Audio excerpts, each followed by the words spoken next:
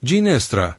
Origjina shqiptare vazhdon të jetojë në zakonet dhe traditat e banorëve të Gjinestras, emri të cilëve i referohet bimës shumë ngjyrëshe të pranishme përgjatë shpateve të gjithë territorit të saj.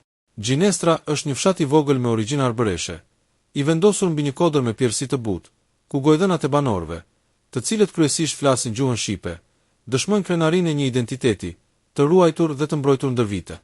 Rrugët e ngushta, shkallët dhe rrugicat lejojnë të rigjurmohet historia e qytetit e gdhendur në emrat e shesheve dhe rrugëve si për shembull Skënderbeu, Scipetari, Jura, vetëm për të përmendur disa. Fshati i mrekullueshëm i Gjinestras, i ndërtuar mbi rrënojat e qytetit të lashtë Lombard Massa, i shkatëruar nga normanët, u themelua nga një komunitet shqiptarësh të mërguar e të udhëhequr nga Francesco Jura, i cili në 1478 ndërtoi shtëpitë, duke përhapur kulturën e tij dhe rrënjët e veta, fal dhënies me koncesion të tokave nga aragonezët. Thesaret e shenjta përbëjnë trashëgiminë artistike dhe kulturore të Gjinestras, ndër të cilat spikat kisha më me shekullit të 16 kushtuar San Nikoles, e cila dominon skenën në sheshin me të njëjtin emër.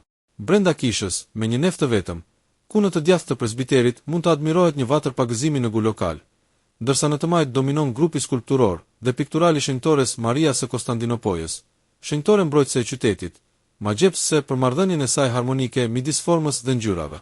Origjina shqiptare e Gjinestras vazhdon të jetojë në disa ngjarje fetare të vendit si PSH, festivali që mbahet për ndershën Marias së Konstantinopojës.